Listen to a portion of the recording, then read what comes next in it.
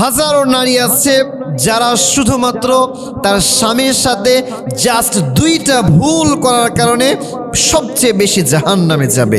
এই দুইটা ভুল এত মারাত্মক একটা ভুল যে ভুলটার কথা আমরা কখনো কল্পনাও করতে পারি না। প্রিয় বোন আমার, আমি এখন আপনাদের সাথে জাস্ট খুব শর্টে এই দুইটা বিষয় শেয়ার করব। এখনই নিয়ত করে ফেলেন যে দুইটা বিষয় এখন যে আমরা জানবো, জানার পরে এই দুইটা কাজ আমরা কখনোই করব না। যদি কোনো নারী এই দুইটা কাজ করে, সাথে সাথে আল্লাহ তাআলা ওই নারীর জন্য জাহান্নামটাকে অবধারিত করে দেয়। নাম্বার 1, স্বামীর নাশুকুর করা। স্বামীর নাশুকুর করা। অনেক নারী আছে এমন সারাটা জীবন হাজব্যান্ড দিয়ে যায়, সারাটা জীবন স্বামী তার সব চাহিদাগুলো মিটিয়ে যায়, বাট একটা দিন যখন ওই স্বামী তার স্ত্রীটাকে কোনো কিছু দিতে পারে না, হুট করে বলে বসে, সারাটা জীবন তুমি আমারে কি দিয়েছো, তোমার থেকে আমি কি পেয়েছি, কি দিয়েছো আমারে, তুমি তো আমারে কিছুই দাও নাই। এই একটা কথা স্বামীর মনটাকে ভেঙে চুরে চূর্ণ বিচূর্ণ করে দেয়। বাট অনেক স্ত্রী এটা অনুধাবনও করতে পারে না। প্রিয় বোন আমার, এই একটা কথার কারণে আপনার হাজব্যান্ডের হৃদয় থেকে আপনার জন্য যত ভালোবাসা ছিল, যত মহাব্বত ছিল, যত মায়া ছিল, সব মায়া, সব মহাব্বত, সব ভালোবাসা মুহূর্তের ভিতরেই দূর হয়ে যায়। এই জন্য বলবো, নাম্বার 1, কখনো স্বামীর নাশুকুর করবেন না।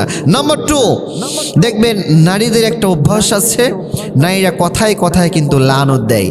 তাকফুরনা লানা, তারা বেশি বেশি লানত দেয়।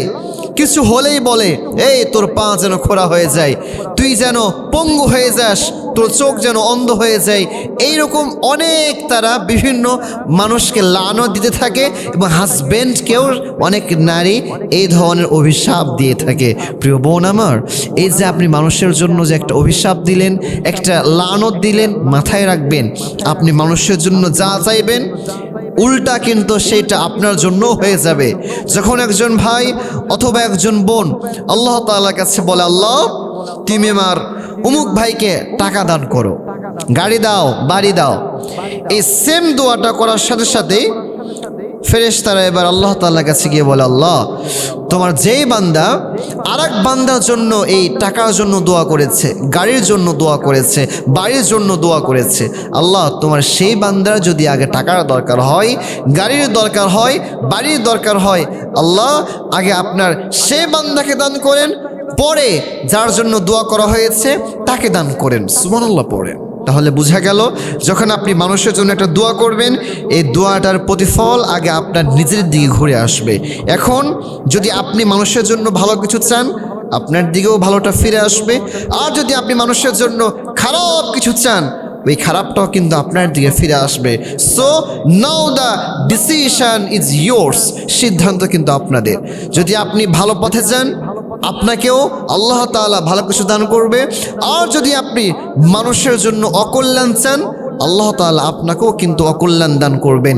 আল্লাহ তাআলা প্রত্যেকটা নারীকে কথাগুলো বুঝার তৌফিক দান করুন। সকলে পড়ছি আমিন।